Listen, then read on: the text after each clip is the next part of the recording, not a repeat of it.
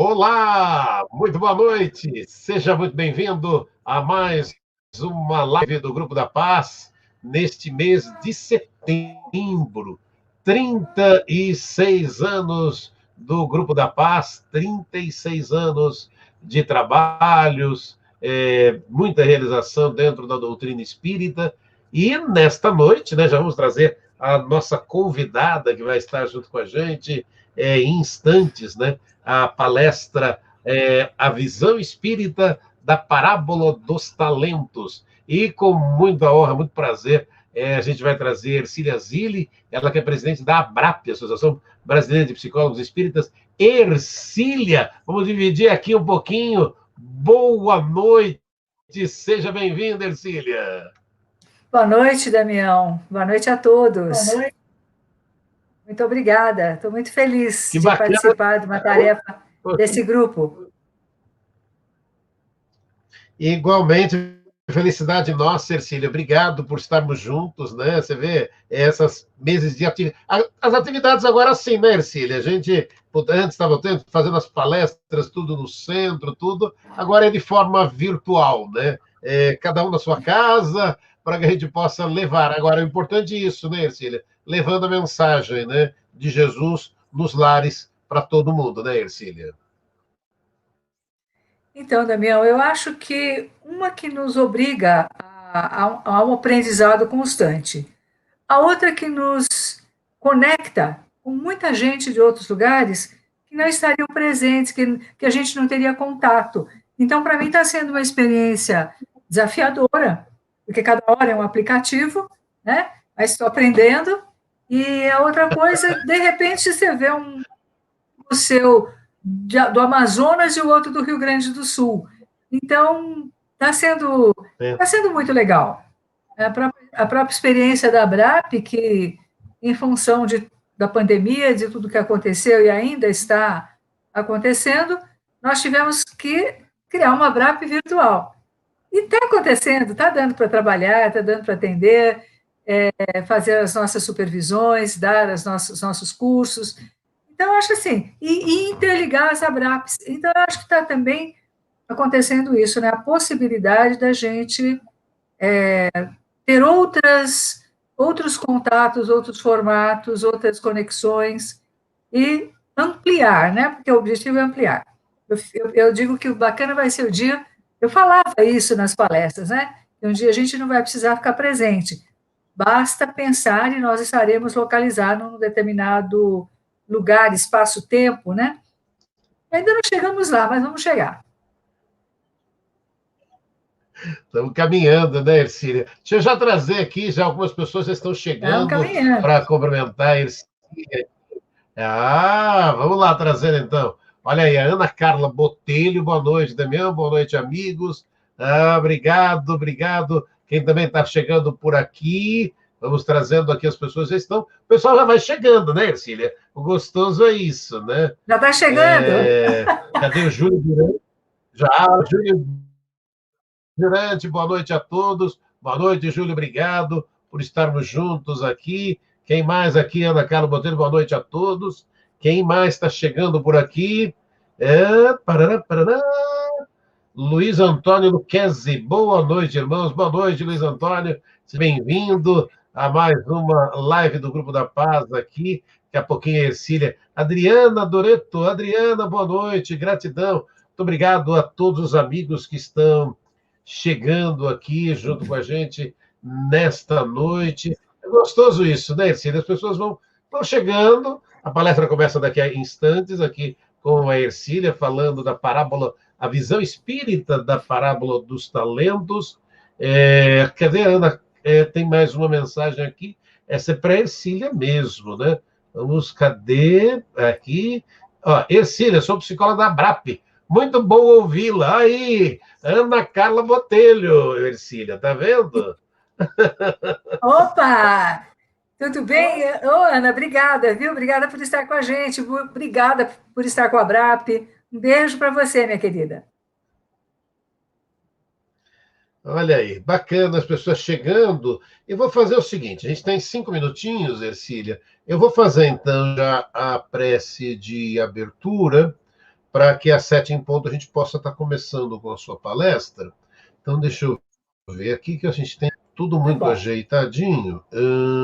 Então, vamos lá. Eu preciso só tirar uma coisa daqui. Já foi, mudou, perfeito. Então, vamos juntos nos conectando com Deus, nosso Pai, Jesus, nosso Mestre, nossos amigos espirituais. Nesse instante, faz a fé e a confiança brotarem fortes em nossos corações. Alivia nossas dores e dai-nos calma e paz. Cura nossas almas para que os corpos também se restabeleçam. Dá-nos alívio, a consolação e acende a luz da esperança em nossos corações. Que, amparados pela fé e a esperança, possamos desenvolver o amor universal. Caminho da felicidade e do bem-estar, caminho que nos leva a ti. Releve a nossa ignorância, tolere a nossa ingratidão e perdoe a falta de amor a todo este planeta. Sabemos que enquanto o amor ainda é tímido, a violência se mostra sem disfarce. Alguns esqueceram os verdadeiros valores do espírito em troca de dinheiro, como se o dinheiro fosse a única coisa que importasse. Se esquecem que caixão não tem gaveta. Ajude-nos. Ajude-nos a construir um mundo melhor, um mundo onde o ser humano seja mais valorizado. Ajude-nos a enxergar um pouco além dos nossos próprios interesses para construir a paz tão almejada e pouco buscada de verdade. Ajude-nos a retirar dos olhos a venda da vaidade que nos impede de enxergar as nossas deformidades morais e a nossa pequenez diante de sua grandeza. Ajude-nos a romper essa concha de egoísmo que nos paralisa as mãos e nos impede de estender os braços para ajudar nossos irmãos. Ajuda-nos a diluir essa máscara de prepotência para que possamos entender que somos sem o seu amor quase nada. Ajude-nos, Senhor, a elevar o olhar acima da própria estatura para vislumbrar o horizonte e caminhar em sua direção. Ajude-nos a abrir mão da autopiedade e lançar o olhar em redor, descobrir nosso próximo e nos aproximar dele. Ajude-nos, Senhor, a admitir a própria fragilidade. Ajude-nos a livrar-nos da arrogância, a construir jardins, a espalhar perfume, a enxugar lágrimas, a caminhar com coragem, a acreditar na vida e no seu incondicional amor, a disseminar esperança, a sorrir sempre, a perdoar sem condições. E, por fim, Senhor, ajuda-nos a voltar nosso olhar para as estrelas, mesmo que nossos pés ainda se encontrem encharcados de lama. Que a tua paz esteja com todos nós. Assim seja. Pronto, gente. Já estamos, então, nos harmonizando, já com a prece. Então, vamos aqui. Deixa eu já ajustar toda essa partezinha que eu coloquei aqui, para que a gente possa já, então, dar início à palestra. A gente vai trazer as participações de todos aí que estão já nos acompanhando no final. Deixa eu só agora tirar este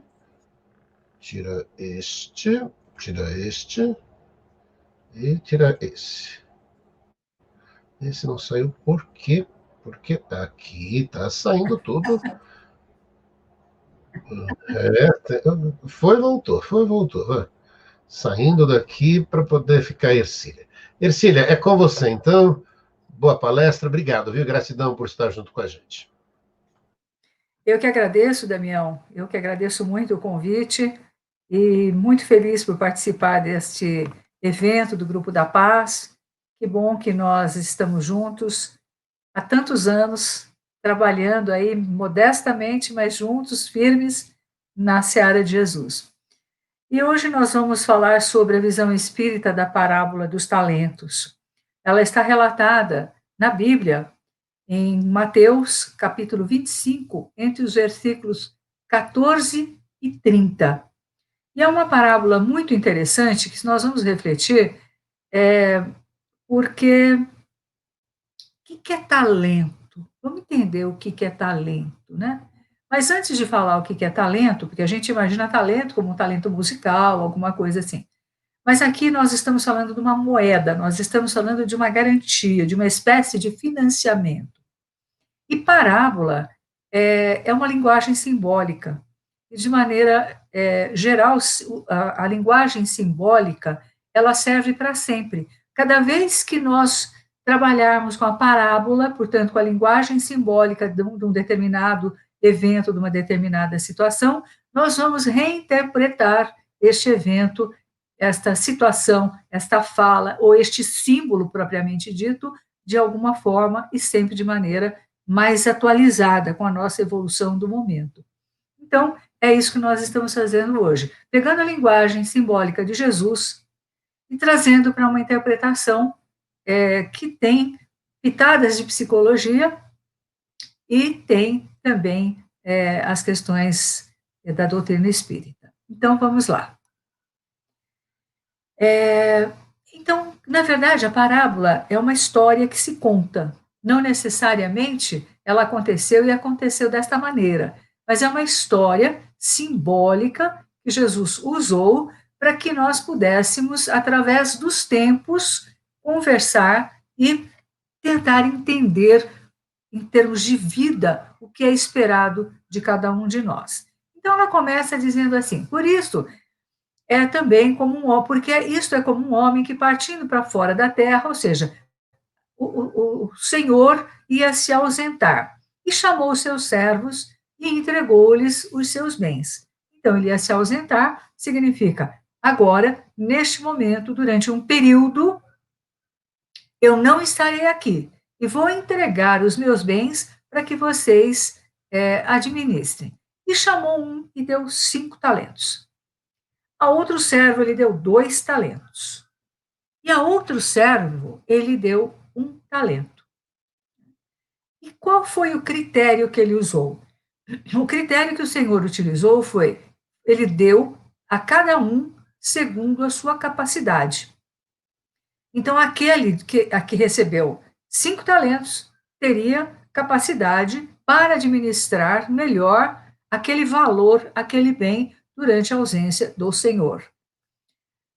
Aquele que recebeu 2 tinha uma capacidade um pouco menor, e aquele que recebeu 1, o Senhor já sabia que ele tinha uma capacidade menor ainda. Feito isso, o Senhor se ausentou. E quando ele partiu, aquele que recebeu 5 negociou e conseguiu mais 5. Aquele que recebeu 2 trabalhou e conseguiu mais 2. Mas o que recebeu um talento foi e cavou na terra e escondeu o dinheiro do seu senhor. Então, veja só, ele cavou na terra e escondeu o dinheiro do seu senhor, justamente aquele que tinha recebido um só talento. Depois de algum tempo, veio o senhor, ele voltou e fez as contas. Bom, vamos ver aqui como é que vocês administraram o que eu deixei e como é que nós vamos trabalhar essa questão. Então, pegou aquele que recebera 5 talentos e que falou, olha, o senhor me deu 5, está aqui mais 5. E o senhor ficou contente, falou, bom, servo bom e fiel, sobre o pouco foste fiel, sobre muito te colocarei. Entra na alegria, no gozo do seu senhor. Então, veja, tudo é muito cifrado, né? Servo bom e fiel. Será que, então, nós somos bons e fiéis quando nós administramos o dinheiro que nos foi confiado? De certa forma, sim. Utilidade providencial da riqueza. Nós, de acordo com as nossas necessidades, com a nossa capacidade, é que nós vamos receber alguma coisa para administrar. Então, é interessante a gente observar isso. Então, sobre muito te colocarei, ou seja, eu te darei mais oportunidade, mas eu tenho que fazer a minha parte. Aí chega o outro, recebeu 2, e falou: olha, o senhor me deixou 2, e eu fiz mais 2, está aqui 4. Né? O outro devolveu 10, e o outro devolveu 4. E ele falou: opa, que bacana, bem está, bom e fiel servo. Então, fiel é quem administra aquilo que o Senhor deixa a seus cuidados. Né? Então, é bom, é considerado bom e fiel, confiável, o servo que administra aquilo que lhe foi confiado pelo Senhor de uma maneira já produtiva. E ele diz de novo: sobre muito te colocarei, e entra no gozo do teu Senhor. E aí chega aquele que recebeu só um talento. E ele chega para o Senhor e diz assim: olha, eu conhecia-te bem, Senhor.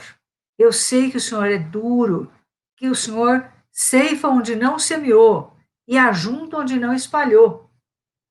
Então ele acredita conhecer o Senhor, acreditando que o Senhor era então um homem duro, que cortava onde não semeou, que colhia onde não semeou e que ajunta onde não espalhou.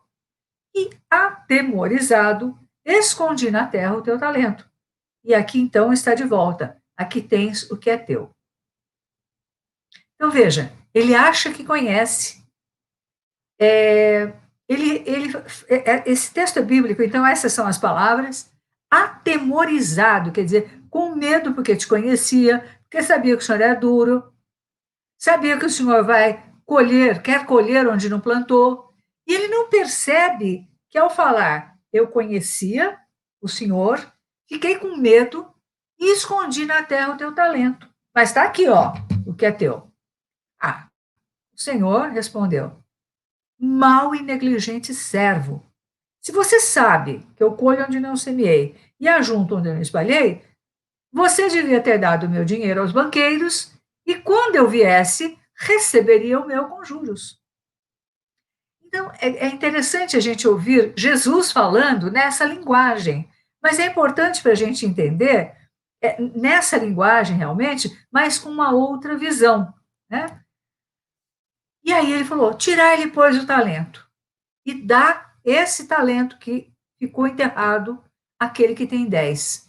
Então, aquele 10 ficou com 11. Porque a qualquer que eu tiver dado, e terá em abundância, mas ao que não tiver, até o que tem ser-lhe tirado. Então, veja só, é interessante essa ira, né? Ah, você não rendeu? Você não soube aplicar? Você não soube administrar? Então, tá aqui, ó. Você não vai ficar com isso também. Dá para aquele que soube administrar melhor e que já demonstrava uma capacidade prévia. Né? E falou: e tem mais. Lançai, pois, o servo inútil nas trevas exteriores, e ali haverá pranto e ranger de dentes. Veja que é uma linguagem realmente atemorizante. Se você não cumpriu com o que era esperado, mesmo recebendo aquilo que era pouco, então você terá que se responsabilizar e vai entrar ali num momento de.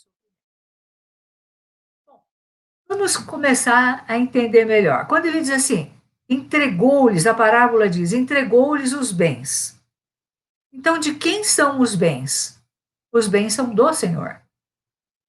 E são entregues para que o homem aprenda a administrar os dons e as bênçãos que são provindos do Senhor.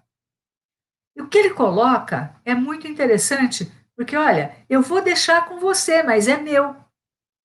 Se eu não levo, se eu não trago, se eu não tenho nada exatamente do que aquilo que é meu, o que é que então ele deixa e de onde o Senhor tirou esse entendimento da capacidade de administrar de cada um daqueles 3 servos? Então, vamos deixar claro, os bens são do Senhor, não são nossos. Tudo que está à nossa disposição são talentos, são bens, são possibilidades que o Senhor deposita em nossas mãos para que cada um de nós aprenda a administrar, né? E a gente vai encontrar também no livro de André Luiz, no Mundo Maior, se não me engano, uma. Exatamente. Nós vamos encontrar no capítulo 15, que o Senhor. Nós vamos ver mais para frente da palavra, mas só já puxando para cá. Que cabe a cada um de nós administrar os bens. Então, o exercício da vida, da reencarnação, ele é um exercício de aprender a lidar com a nossa situação, aprender a saber o que fazer, a tomar decisões, aprender a lidar quando o servo mau, aquele que não deu lucro, o que moveu aquele servo? O medo. Então, o que ele tem que aprender? A administrar o seu medo, o seu autoconhecimento, a sua autoconfiança e estabelecer métodos para que ele possa, então, resolver essas questões. Então, é uma questão de olhar, administrar, planejar e ter um plano de ação para resolver as nossas questões. A outra coisa que aparece na palestra, na parábola dos talentos, é segundo a capacidade de cada um. Então, o Senhor conhece cada um de nós. Ele não ouviu dizer, ele conhece. E conhece o risco, ele sabe o risco. E qual é o risco? O risco não é de perder, porque os bens do Senhor são infinitos. O que se perde do infinito? Né? Então, o que ele faz? Ele também não dá muito, não é só para ele não perder, porque não é esse o caso, mas para que a pessoa receba, trabalhe e administre de acordo com as suas capacidades. Né? Então, mesmo conhecendo, o Senhor dá a oportunidade de crescimento para cada um de nós. Confiou porque havia possibilidade de dar cumprimento à tarefa confiada. Tem até um ditado popular que diz que Deus dá o frio conforme a coberta. Está aí, segundo a capacidade de cada um. Confiou porque havia a possibilidade de dar cumprimento àquela tarefa de administrar os talentos, administrar aquela determinada quantidade. Né? Então, veja que ele não deu 10 para aquele que já vinha com um histórico evolutivo de não saber administrar. Né? Os 2 primeiros servos conseguiram realizar a tarefa e prestar a conta corretamente. O servo que menos recebeu manifestou o próprio medo pela fantasia que criou a respeito do Senhor. Ou seja, esse Senhor implacável existia dentro dele. Essa era a visão que ele tinha a respeito do Senhor. E até hoje nós vemos pessoas que têm medo de Deus. E vemos também pessoas que falam mal de Deus o tempo todo. Por quê? Porque quando algo de mal lhes acontece, eles dizem que foi de acordo com a vontade de Deus. E a vontade de Deus nunca é uma vontade meramente humana. O Damião falou, né, ainda dos nossos primeiros passos na senda da evolução. Então, nós temos muitas fantasias ainda.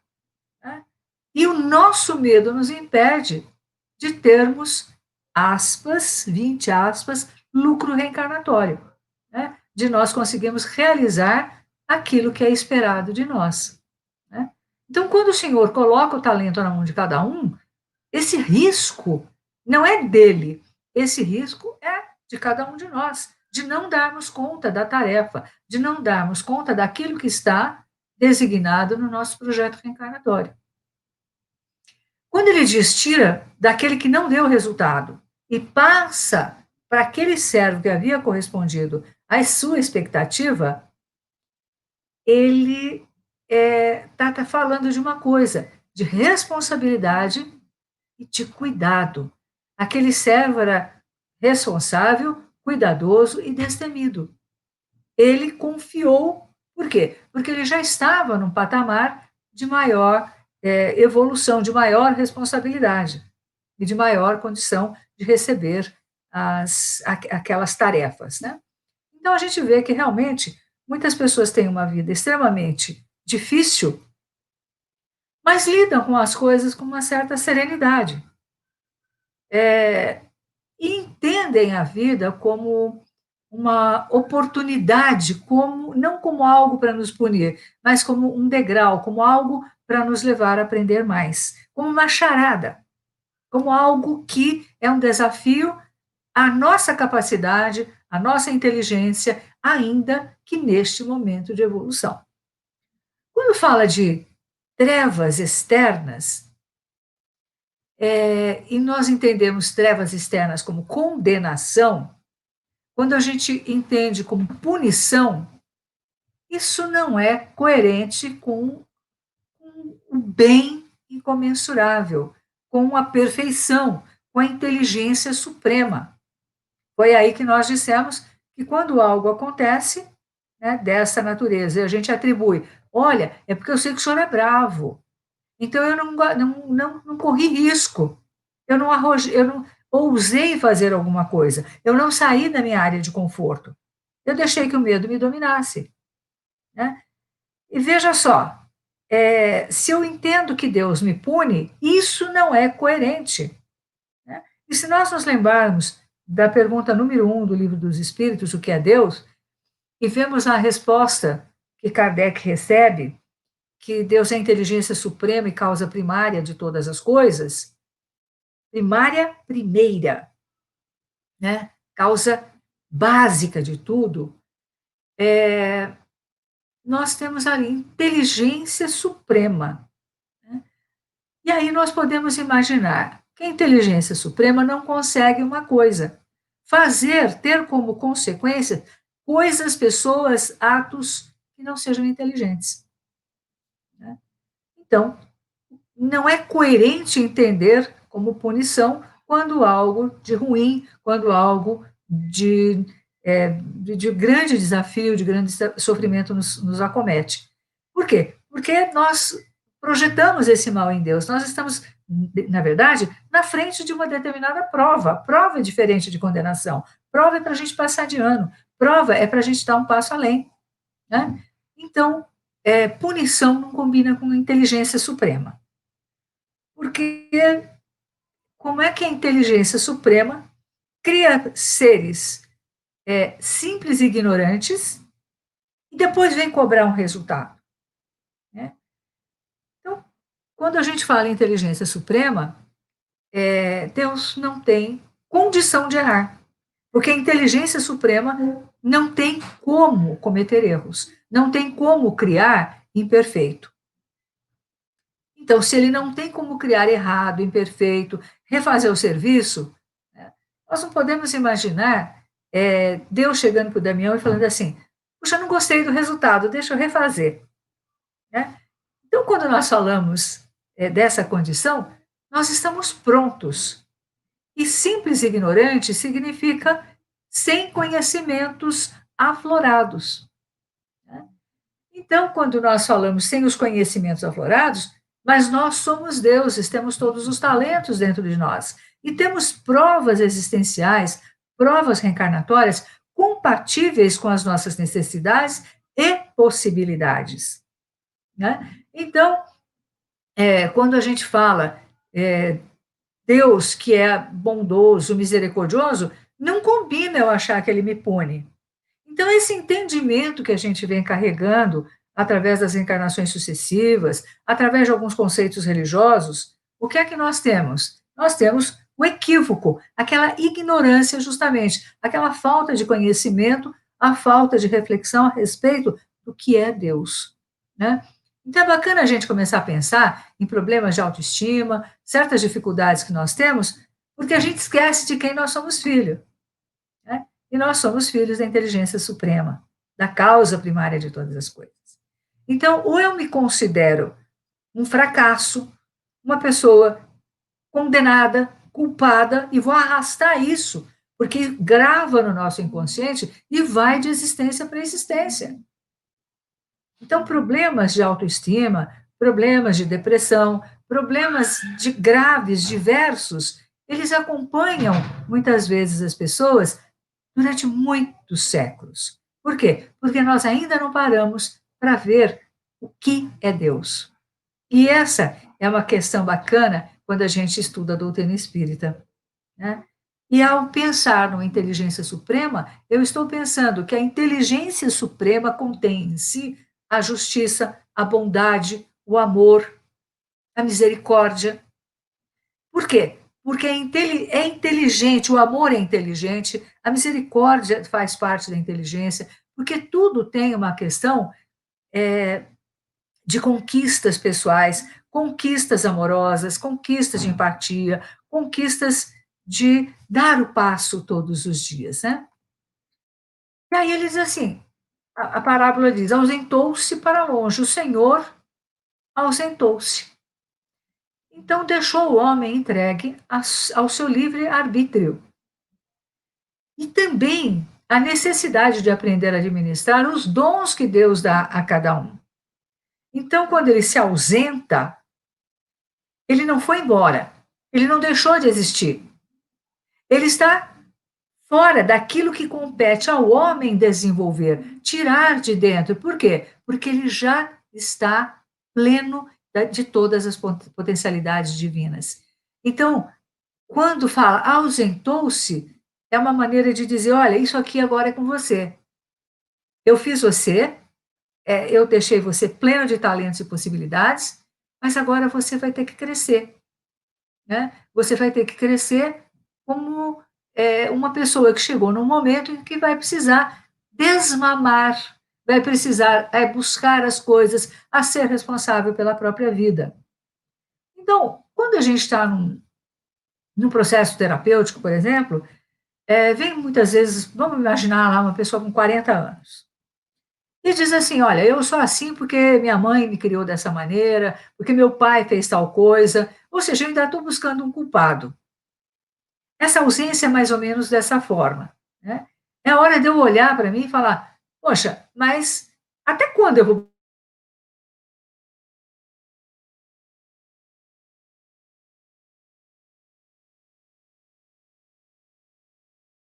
E nesse exemplo que nós estamos dando, o pai e a mãe fizeram do jeito que sabiam, do jeito que podiam. Eles não conseguiram melhor. Talvez não tenha sido uma questão de falta de amor, mas de falta de capacidade, de responsabilidade, de um ego adulto, de uma pessoa já em condições de fazer suas próprias escolhas. Então, o meu medo, eu digo, a culpa é da minha mãe, a culpa é do meu pai, a culpa é do meu patrão, a culpa é de Deus. Né? Então, chega um momento em que nós precisamos assumir as rédeas do nosso destino, da nossa vida, fazer escolhas e nos responsabilizarmos por ela. E quando ele fala dar o dinheiro aos banqueiros, essa, eu gosto muito de parábolas, mas essa dos talentos sempre me pega, porque parece que é uma coisa tão de dinheiro, né? Dar o dinheiro aos banqueiros, mas é uma linguagem simbólica, nós não podemos esquecer disso. Quando eu não sei o que fazer, eu tenho que buscar ajuda especializada. Não fazer não é nem resposta e nem tampouco solução. Por exemplo, eu tenho uma planta, eu não sei podar. Claro, e nisso nós estamos falando de aprendizados sucessivos. Né? Então eu vou lá e podo do jeito errado, mato a planta. Ou ela fica bem frágil, enfim. Quando eu não sei, eu vou procurar saber. Eu não tenho como dizer para o Senhor que me confiou uma determinada tarefa, que me permitiu uma reencarnação que tem um projeto, que nós não estamos aqui por acaso. Né? Um exemplo de projeto reencarnatório, nós vamos encontrar em Missionários da Luz de André Luiz, na psicografia de Chico Xavier, que é a reencarnação de Segismundo. Então, nós vamos ver que tem todo um projeto, tem todo um arranjo, tem toda uma forma de juntar pessoas em momentos adequados. Isso é bacana porque eu vejo que eu estou exatamente onde eu deveria estar, na época que eu deveria estar. Né? Então, eu não posso chegar para o senhor e falar: oh, desculpa, foi engano, eu não sei fazer isso, não. Imagina nessa época de desafios tecnológicos. Como é que eu faço? Ah, eu não sei fazer, não, então não vou poder fazer a palestra. Não, eu tenho que aprender. Aí o desafio, o crescimento. Né? Então, quando eu não sei fazer alguma coisa, eu tenho que procurar aprender. Então, dar o dinheiro aos banqueiros significa: olha, muitas vezes você não vai conseguir, você não sabe fazer tudo, mas você vai procurar uma solução, você vai procurar uma ajuda, você vai buscar quem entende. Né? Então, vamos nos lembrar que não fazer, dizer que não sabe, não é resposta e nem solução. Porque chegou lá o servo com um talento de volta e levou uma bronca danada. Tá vendo? Mas eu não falei que ele era bravo? Pois é, mas você não entendeu que tinha algo a ser feito na ausência, que era uma possibilidade de crescimento para você, mas que você se deixou levar ou pelo medo, que é o que ele coloca, e muitos que se deixam levar pelo desinteresse, pela procrastinação, gente que fica sempre adiando. Aquela pessoa que amanhã vai fazer, e o amanhã é sempre depois da manhã. Então, eu não tenho como chegar lá depois dessa etapa, depois dessa reencarnação, falar, ó, oh, Senhor, eu não fiz porque eu não sabia. E aí a resposta é, mas para lá, você só foi lá para aprender. Você só foi lá porque tinha um histórico que te permitia que, mesmo de maneira pequena, você pudesse dar mais um passo. E aí vamos pensar um pouquinho na doutrina espírita. A vida é uma só. Quem acredita em uma única vida, vamos combinar que nós também acreditamos. A vida é uma e única. Só que as etapas da vida são várias. São as reencarnações sucessivas.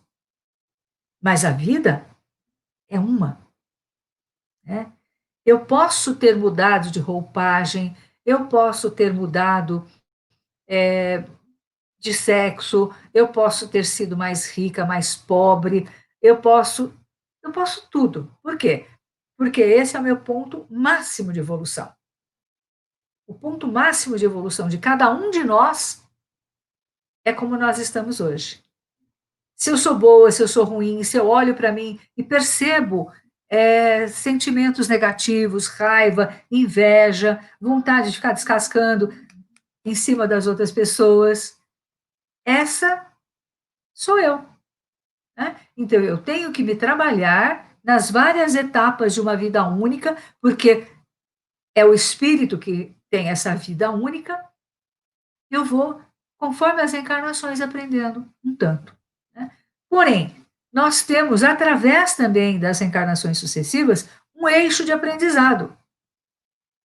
Veja que os três servos, eles estavam em momentos evolutivos diferentes, porém trabalhando na mesma linha, dentro daquilo que era a mesma proposta. Então, se nós percebermos, a nossa existência hoje, se nós fizermos uma autoanálise, nós olharmos, percebemos melhor e admitirmos os nossos sentimentos, as nossas emoções, os nossos instintos, os nossos ímpetos, nós vamos perceber que existe uma estrutura. Parece que a gente tem algo para aprender. Tem gente que parece que tem que aprender organização. Organização e administração. Pessoas que têm que, no dia a dia, parece que estão perdidas num mar de situações incontroláveis. E falar, ah, mas eu perdi isso, mas aquilo, mas não percebe que tinha toda uma história que poderia ter sido evitada ou potencializada para o bem se a pessoa tivesse trabalhado organização. E quando nós vamos trabalhando organização de pouco em pouco, de reencarnação em reencarnação, nós vamos entender o que André Luiz colocou lá no nosso lar, que é organização é atributo de espírito organizado. O que significa? Que é uma conquista. Que organização significa se eu sou um espírito organizado ou não. Se eu tenho ou não tenho esse atributo. Se eu conquistei essa etapa. Isso não significa que eu seja melhor em outras áreas, mas que estou caminhando numa linha de organização. Então, acho que essa questão é interessante aí.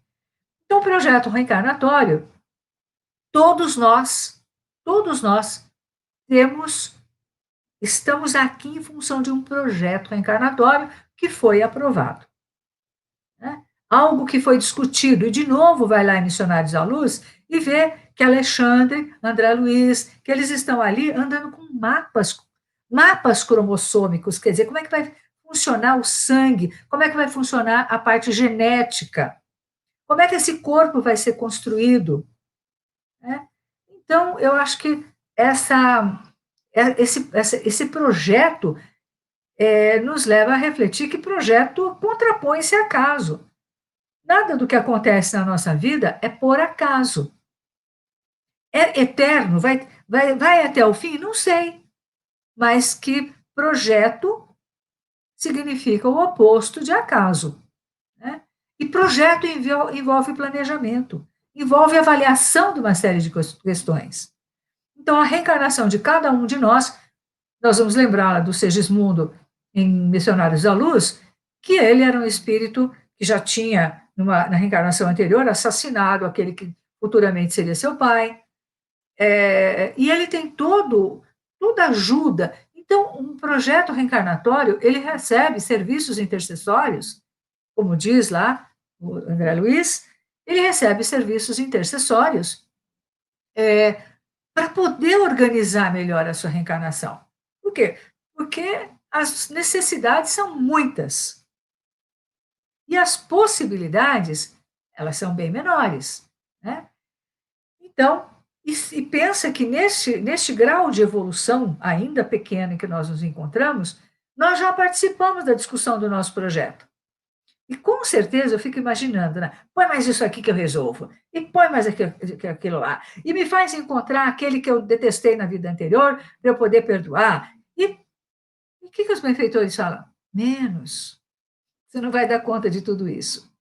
E quando a gente quer muito, o que eles fazem? Nos dão R$ 1. R$ 1 não, um talento. Nós não. Ali, é pouco. Por quê? Porque eu quero muito e não vou dar conta. É diferente do que recebeu 5.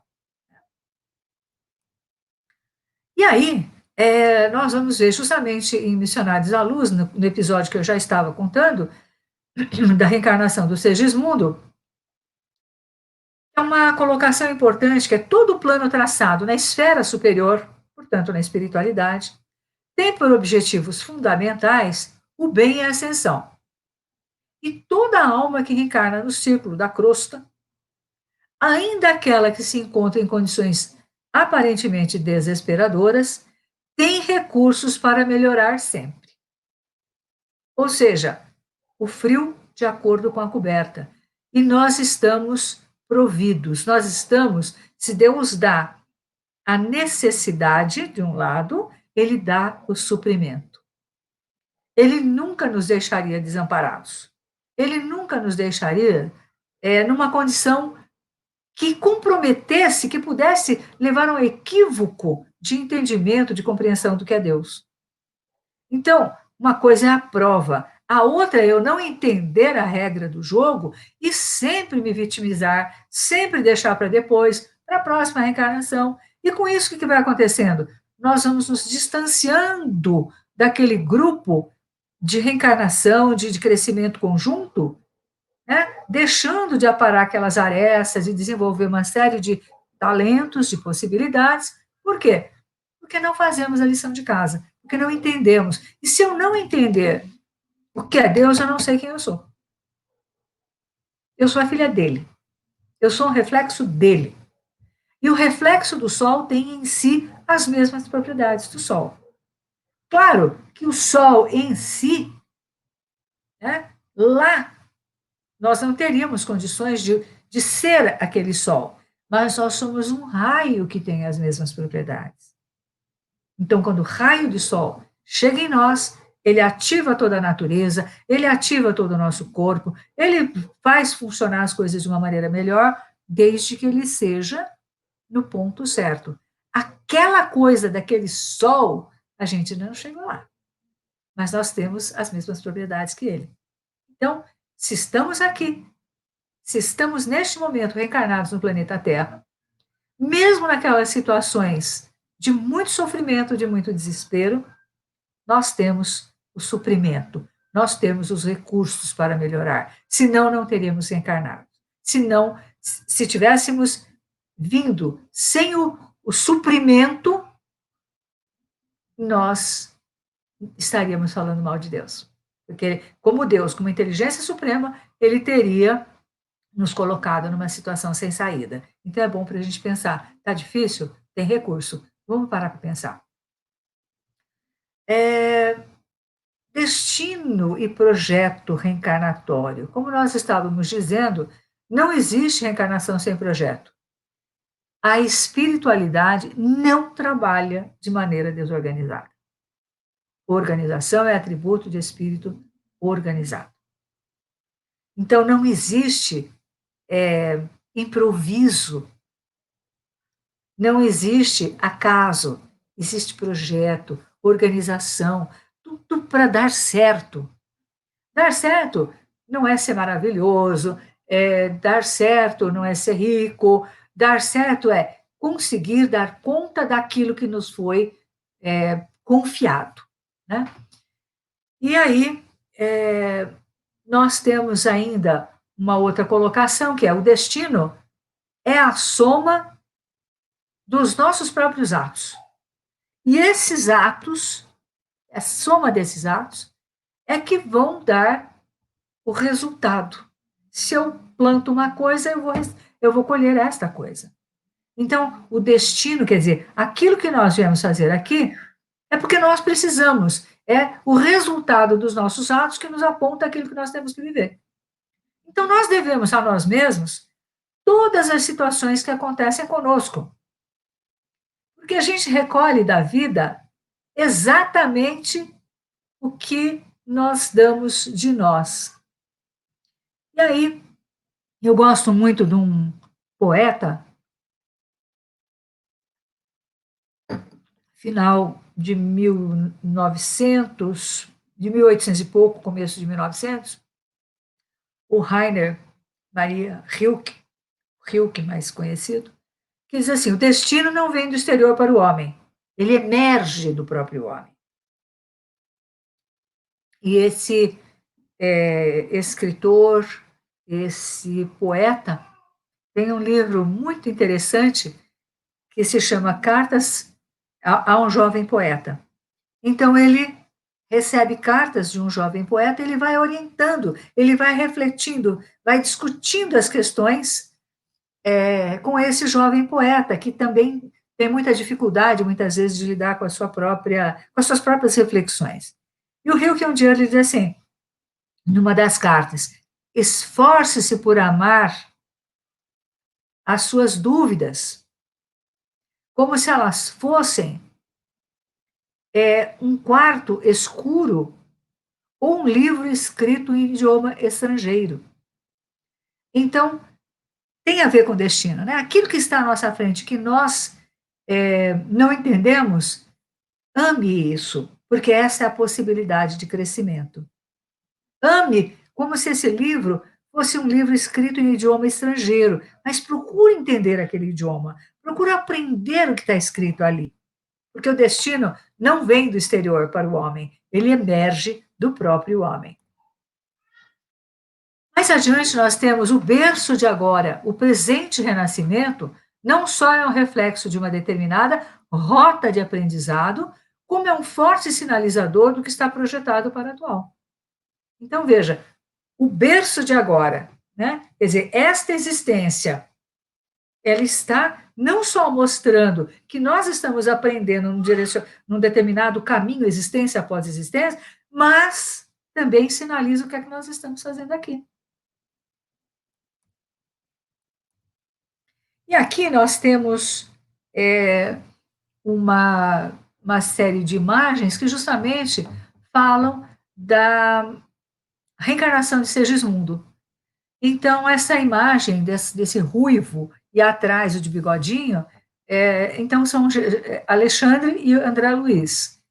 E lá atrás, nós vamos ver, bem lá atrás, um casal, a mulher preparando a comida, uma criança que já está sentada, esperando a comidinha dela, e uma outra entidade dando suporte justamente ao Segismundo. E o que é que Alexandre está fazendo? Alexandre está olhando o mapa cromossômico, ele está tratando das últimas questões para promover, para propiciar a reencarnação de Segismundo. Então, está ali o marido, a mulher, né? Esse marido, né? Esse pai, futuro pai de Segismundo, já tinha sido assassinado por Segismundo. Raquel tinha ficado com Segismundo em função dessa artimanha, né? E, e aí é interessante, porque já está um outro menininho. Todo esse empenho é pelo segundo filho. Então, o que a espiritualidade organizou? Primeiro vem uma outra criança, que vai fazer, provavelmente, uma aliança com o pai, com Adelino. Por quê? Porque Adelino terá uma certa reserva contra, né? Difícil de administrar, difícil de aceitar conscientemente, mas lá no fundo do seu inconsciente é um espírito que veio para ser seu filho, mas que ele tem um certo distanciamento afetivo. Como é que a gente sabe disso? Lendo Missionários da Luz e percebendo o quanto foi difícil ele aceitar a reaproximação de Segismundo para ser seu filho, porque cada vez, inicialmente, que chegavam com o Segismundo, eles tinham pavor, ele dizia, nossa, tive um pesadelo, queriam me assassinar. E ele vai tendo insônia, vai passando mal, enfim, vai se afastando fisicamente da mulher para não justamente criar a possibilidade da reencarnação do Segismundo. E depois de muito trabalho da espiritualidade, finalmente ele fala, ok, pode ver. E aí você fala assim, mas não é uma maneira um pouco fria de falar de um filho? E aí eu lembro que a doutrina espírita não é romântica. Ela é de trabalho, de reflexão, é de pensar muito bem nas coisas. E Emmanuel tem uma definição muito bonita, muito interessante sobre família. Ele diz, lá em Vida e Sexo, família é uma organização de origem divina. Como divina, se o Adelino não queria que o Segismundo viesse como filho, como que é divina se numa outra existência Segismundo matou Adelino? Né? Então ele diz assim, pois é divina porque é desse jeito. Né? Porque nessa organização divina, é nela que se encontram afetos e desafetos, amigos e inimigos, para os ajustes e reajustes inevitáveis diante das leis do destino. Então, o que acontece? É desse jeito que as coisas são. Gradativamente, nós vamos nos trabalhando e resolvendo, aprendendo a amar, aprendendo a perdoar, aprendendo a nos organizar, aprendendo uma série de outras questões. Mas olha, como lá naquele fundo daquele inconsciente, Adelino sabe quem foi Segismundo e quem é o seu filho, ele vai normalmente ter um vínculo com o outro filho. E Raquel vai se aproximar mais de Segismundo. É aquele caso que a gente ouve dizer assim, você é muito rigoroso com seu filho. E aí ele diz assim, não, você que é muito frouxa com ele. Então, nós não sabemos, não percebemos que num momento desse, nós estamos falando de passado espiritual. Nós estamos falando desses ajustes e de reajustes. Né? Finalmente se consegue, e o trabalho vai até o momento da reencarnação. E aí, quando as coisas estão mais tranquilas entre Adelino e Raquel, ele está lá atrás, fazendo um carinho nela, a espiritualidade sabe que naquela noite haverá oportunidade de uma conjunção física para o acoplamento do Segismundo, então eles vão num outro ambiente e começam a apagar a memória, a lembrança do Segismundo. E ficam todos dando passes, trabalhando, rezando e dizendo, olha, mentalize a sua forma infantil, você veja-se como um bebê. E aí ele vai apagando lembrança, vai apagando tudo, né? E vai se tornando, ele entra num processo de miniaturização do perispírito. E ele fica do tamanho, ele vai ficando muito pequenininho, menor ainda, num formato de bebê. E aí, mais tarde, quando Raquel está dormindo, depois que tiveram esse relacionamento físico, Alexandre está ali ao lado de Raquel e mostrando para André Luiz: olha, tá vendo aquele espermatozoide ali? Aquele é que vai ser a melhor ferramenta para o Segismundo. Vamos dar um empurrãozinho nele. E aí, naqueles milhões, através do olhar, né? Isso está muito bem descrito pelo Dr. Hernani Guimarães Andrade no livro Espírito, Perispírito e Alma. Ele empurra o espermatozoide escolhido. E aí, o espermatozoide escolhido não será o mais bonito, o perfeito, é o necessário à reencarnação do Segismundo. E é ali, então, depois de todo esse trabalho, que Adelino também libera de si mesmo material genético para viabilizar a reencarnação de Segismundo. Aquilo que serão os seus 50% na formação genética do Segismundo. Então, a doutrina te explica, só que ela não é romântica. Né? E aí, nós vamos ver personalidade reencarnante dos 2 primeiros servos. Fizeram o esperado da reencarnação, deram conta do recado. Foram espíritos completistas, ou seja, fizeram tudo que a reencarnação previu. Eles fizeram aquilo que foi confiado, eles deram conta do recado. Certamente não foram perfeitos. Por quê? Porque não é um momento de perfeição.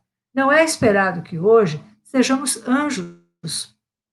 Hoje é esperado que a gente dê conta do recado, que a gente faça uma boa reencarnação, que a gente se trabalhe dentro daquele eixo em 3, 4 no máximo questões importantes, e não naquelas milhares que a gente acha que deveria resolver.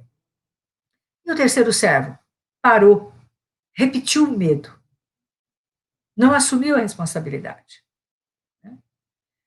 Então, acho que isso é interessante para a gente trabalhar os nossos medos, porque o medo ele é uma grande trava na reencarnação. E nós que trabalhamos com espíritos, né? Terapia, quem faz terapia é o espírito, corpos não fazem terapia. Corpos fazem ginástica, que podem refletir a vaidade, a necessidade de saúde, a disciplina, muita coisa, né? Mas, enfim, o que nós estamos vendo ali, né? Então, o medo, ele é um grande desafio das reencarnações. É muito complicado o que a gente vê de medo. Pessoas brilhantes, pessoas de bem, mas que estão travadas pelo medo. O que a gente vê também das necessidades evolutivas? Organização, autoconfiança, observação, conhecimento da matéria a ser tratada. No caso, ela é colocada, entre aspas, administração financeira. Então, olha, gente, o ambiente doméstico tem isso, viu? Então, vocês estão ouvindo aí o chorinho do Pedro, estamos todos juntos e fazendo o nosso coro de pano de fundo.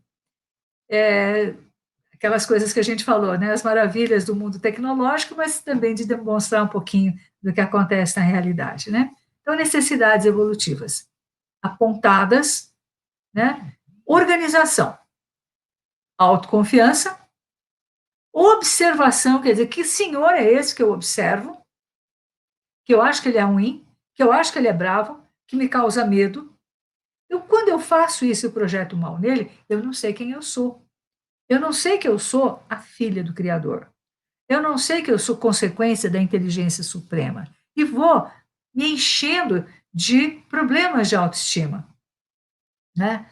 E aí tudo isso vem numa forma de administração financeira, mas que de fato envolve lidar com os talentos. As possibilidades. Então, nós vimos quem era a personalidade reencarnante, quais eram as necessidades evolutivas e quais eram as possibilidades. Será que dá conta? Nós vamos poder fazer isso?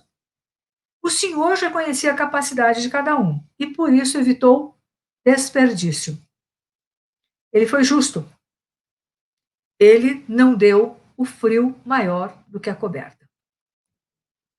E os recursos que foram oferecidos? Os recursos que foram oferecidos, os grupos de relação, a família, a hereditariedade, né? A formação do corpo é muito, muito interessante. Cada vez eu admiro mais, né, essa maravilha que é a criação divina, que é a natureza e que é o nosso veículo de expressão. Então, hoje, existem exames, né, que fazem, você pode comprar um kit para fazer, tem empresas de fora que fazem exames sobre a nossa ancestralidade, né? E aí você descobre coisas fantásticas, né? Que para formar o corpo que nós usamos hoje como veículo de expressão, nós precisamos de trajetórias humanas através dos tempos para que nós tivéssemos as características não só físicas, mas na nossa maneira de pensar, de reagir. Nós precisamos uma pitada de cada lugar para poder chegar a um veículo de expressão que funcione bem para nós. Né? Então, nós precisamos desse recurso, dos grupos de relação família, sociedade. São grupos onde a gente transita e que nós, gradativamente, vamos criar situações de apoio mútuo, de solidariedade, de fraternidade. Ah, mas não é isso que a gente vê, mas é isso que a gente precisa fazer. É isso que a gente precisa começar a perceber, né? Para desenvolvermos empatia, solidariedade, fraternidade, né? E para darmos conta, né? Não está sendo pedido que sejamos anjos, apenas espíritos que estão dando conta daquilo que foi proposto para esta reencarnação. E não foi, como a gente viu, uma infinidade de possibilidades. São 2 ou 3 eixos, 4 estourando, mas basicamente muito pouco. Então, nós vamos nos humanizando gradativamente, humanizando os nossos impulsos. E vamos fazendo o que André Luiz coloca, que é transformando as nossas tendências em qualidades. Gradativamente, nós vamos sendo um veículo, usando um veículo de expressão para finalidades mais nobres. Aqueles impulsos que a gente vem trabalhando, aquelas tendências que a gente vem trabalhando há séculos, de violência, por vezes, por agressividade, né? Aquela faca na mão, gradativamente, ela vai se transformando. Gradativamente, eu passo a usar a faca no chão, na terra, no arado. Eu vou gradativamente usando para salvar uma vida. Né? A faca é a mesma, a pulsão é a mesma, a tendência ou pulsão. Mas o espírito que usa essa ferramenta, ele está em transformação, está se tornando cada vez mais humano. Veja que coisa interessante, né? A gente acha que tem que ser um anjo, e o projeto divino para essa etapa diz, você só tem que ser humano. E humano tem os seus contrapontos, os seus questionamentos. Porém, né, o humano por excelência, ele cumpriu também uma etapa da evolução. Então, dentro de nós mora um anjo, mas ele ainda não saiu plenamente. Então, profissão também é algo que canaliza muito, que nos ajuda muito. Imagina você ter que estudar, você ter que aprender. Né?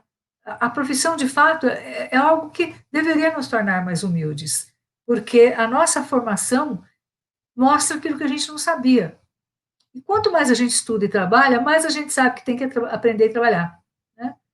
Então, nós vamos também no trabalho ter essas possibilidades, né? Quando a gente falou daquele grupo de possibilidades. E aí nós vamos entender que o destino, o que é que nós estamos fazendo aqui. E talento. Vamos falando talento e destino, nós somos a mesma coisa. Então, nós vamos encontrar um autor, que é o autor da minha área de formação, Dr. Leopold Sonde, ele diz assim, ele não era espírita, ele era judeu. Então, ele dizia assim, Sonde diz o seguinte, destino é uma questão genética. Ou seja, você vai reagir de acordo com aquilo que você carrega. E a sua obrigação, estando aqui nesta existência, é transformar isso sempre numa coisa que seja boa para você e para o outro, porque ninguém evolui sozinho. E ele diz assim, que destino é o conjunto de possibilidades herdadas e livremente elegíveis para a nossa existência. E ele diz, sem ser espírita, que na vida de cada um de nós há um plano, algo que nos direciona, um plano oculto, definido, vital, quer dizer, nenhuma vida existe sem um projeto. O que ele está é oculto e cabe a cada um de nós descobrir o que nos move. Então, cada um de nós já traz os recursos, a bagagem, aquilo que necessita. Deus dá a necessidade e o suprimento. Bom, então, talento, né? Talento era uma moeda, como nessa altura da gente já está sabendo, né? A maior das unidades hebraicas de peso e de valor monetário.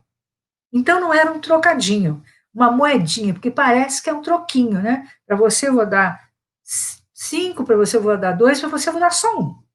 Então, parece que é pouco. Mas a gente fazendo um esforço de trazer para hoje, né? Um esforço de trazer para hoje, um talento, na verdade, tinha 34,2 ponto quilo. Eu não vou fazer esse cálculo está desatualizado, viu, gente? Era do tempo do que o dólar estava 2,40. E hoje o dólar está o dobro disso, talvez por volta disso.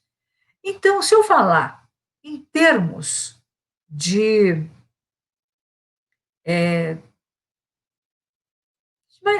da época do dólar a 2,40, em termos de, se for um talento de ouro, nós vamos ter aí, bom, então, em dólar estava isso, 1.360.573 dólares, 1.360.573 dólares. Na época, isso dava isso que vocês estão vendo na tela, em termos de reais, mas é mais, portanto, vamos continuar com dólar. E o talento de prata, que tinha o de ouro e o de prata, ele equivale a 19.286 dólares, portanto, muita grana, muito dinheiro.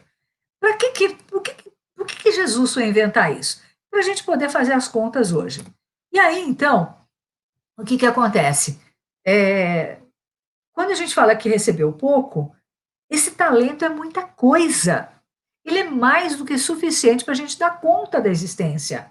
Nós já viemos profundamente financiados por Deus. Porém, Ele não nos deu mais ainda porque nós não tínhamos condições de fazer mais. Nós nos atrapalharíamos mais ainda. Então, nós já estamos chegando aqui no finzinho da nossa fala, lembrando algumas coisinhas. Que muitos companheiros na Terra se declaram indignos de trabalhar na seara do bem. Alegam que não merecem confiança do Senhor. Então, olha, eu não faço porque Deus, eu não sou do bem, ou porque Ele não confia em mim. Se o Senhor não confiasse em ti, não te emprestaria o filho que educas, a afeição que abençoas, a moeda que dás. Está lá no livro Coragem, de Emmanuel. Né?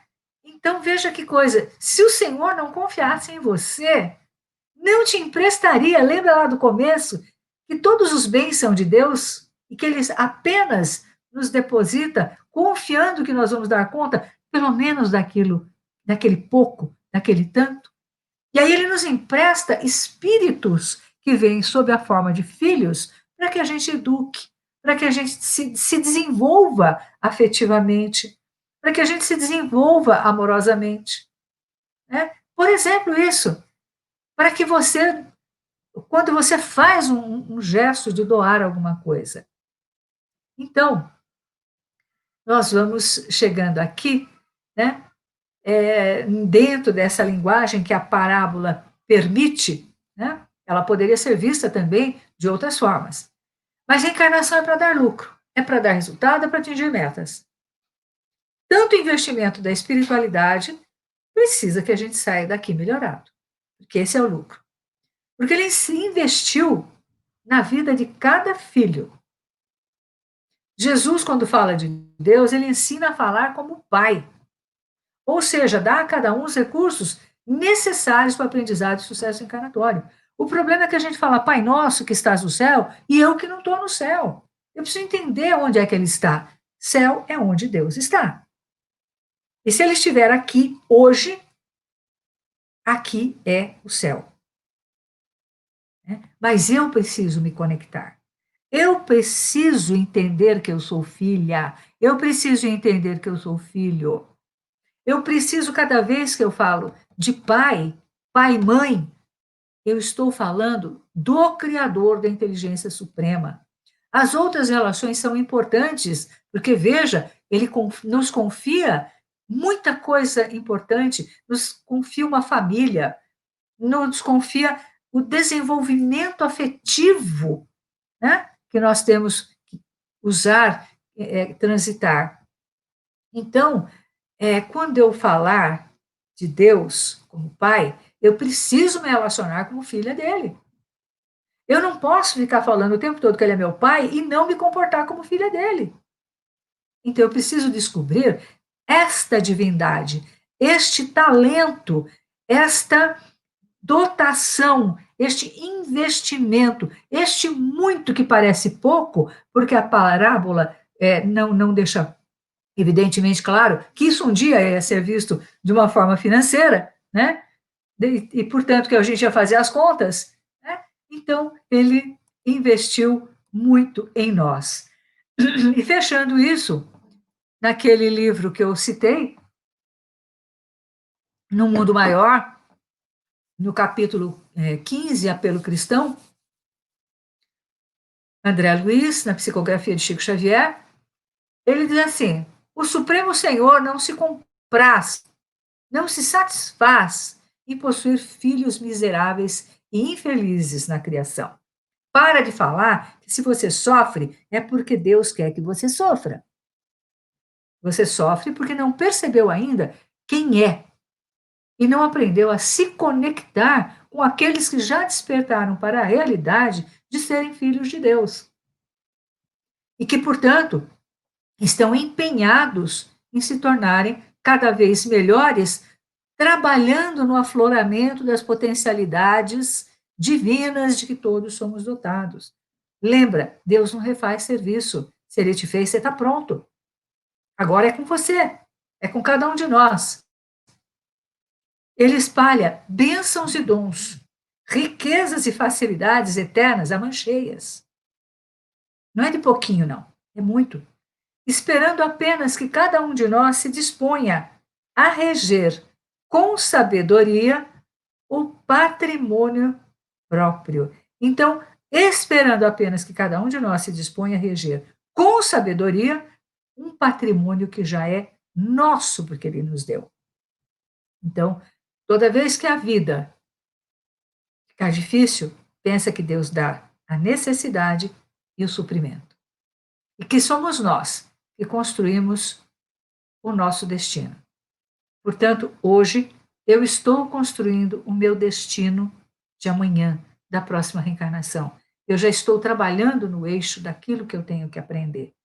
A doutrina espírita nos desvela um universo de conhecimento, de informações e de incentivos para que a gente faça essa caminhada com a certeza de que não é a punição, mas a alegria. Eu fico lembrando de uma outra parábola, que é a parábola do filho pródigo.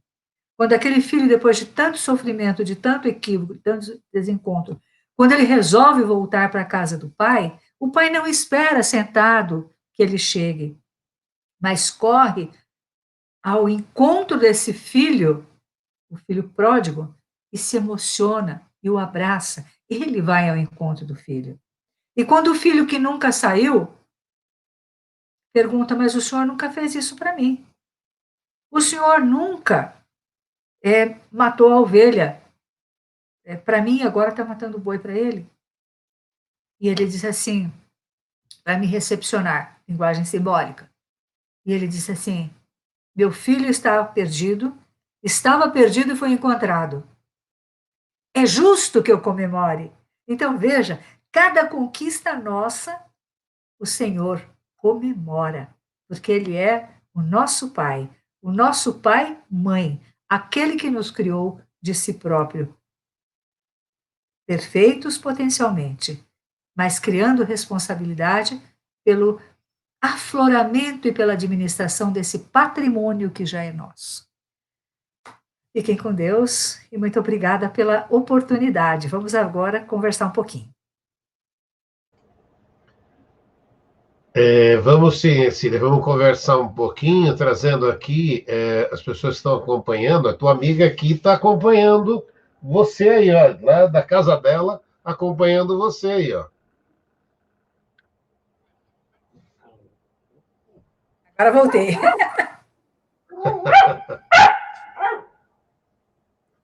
Oi, Deixa eu Damião. trazer. Oi, oi. Oi, Guilmar. Um grande beijo da amiga Guilmar Santana, na página da Luz. Tá lá, Guilmar, Muito acompanhando você, tá vendo? De férias, Tá tá lá vendo? acompanhando E você. Guilmar, de férias, hein? Espero que você esteja descansando, aproveitando. Vamos lá, trazendo aqui quem mais está aqui, ver se tem perguntas aqui também. Se você quiser fazer perguntas, aí o José Francisco Durante, quem mais está aqui Boa com a gente? noite. Opa, a Vera Saraiva, quem mais está Boa aqui? noite. Márcio Augusto Monteiro, quem está aqui também, Isabel Martins, quem está aqui também, a Manuela Martins, Vídeos Notícias Espíritas, sejam bem-vindos. Boa noite a todos. Está em Santos aí, nos acompanhando. Sônia Ribeiro, boa noite, Sônia. Obrigado, gratidão. Ricardo Luiz da Silva, boa noite a todos. Aí, o pessoal fazendo companhia aqui para a gente nesta noite. Tem quem mais está aqui? Ercília, vamos ver. Ricardo Luiz da Silva, boa noite a todos. Quem também está aqui com a gente, Maria de Lourdes Alves, boa noite a todos. Quem também está aqui com a gente, a Sandra Guzman está aqui também, também a Suzete e o Pedro, o Ricardo também está aqui com a gente. Quem mais está aqui? O Haroldo, parabéns pela palestra, Ercília. E tem também aqui, eu de Imperatriz estou amando, olha aí, de Imperatriz aí, nos acompanhando aí, olha que bacana. Minha Essa amiga, Mariazinha. Mariazinha, um beijo, minha linda. ficou aí, então, Ercília? Já Hã? identificou? Já, eu tenho amigos. Eu sou de Imperatriz. Tá bom, Maria? Obrigada, minha linda. Que bacana, gratidão pela palestra. Para nós, a Maria de Lourdes Alves. Pessoal, gostando aí da palestra.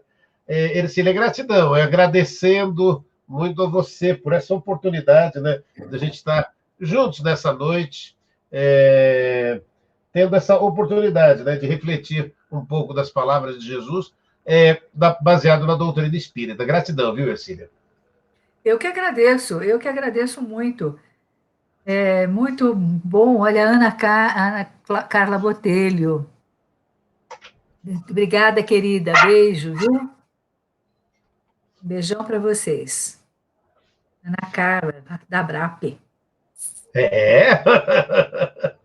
Obrigado, então, mais uma vez, Ercília. Fazer a prece final, então, e agradecendo a todos que nos acompanharam nessa noite. E, mais uma vez, gratidão, Ercília, obrigado mesmo, Eu que tá? agradeço. Vamos, então, agradecendo a Deus, nosso Pai, a Jesus, nosso Mestre, aos bons amigos espirituais, por toda a inspiração desta noite, por essa reflexão, que possamos levá-la e colocá-la em prática, em exercício, diariamente. Assim seja. Assim seja. Obrigado, Ercília. Obrigado mesmo. Gratidão. Obrigada. Obrigado a todos que nos acompanharam. Boa noite. Um abraço.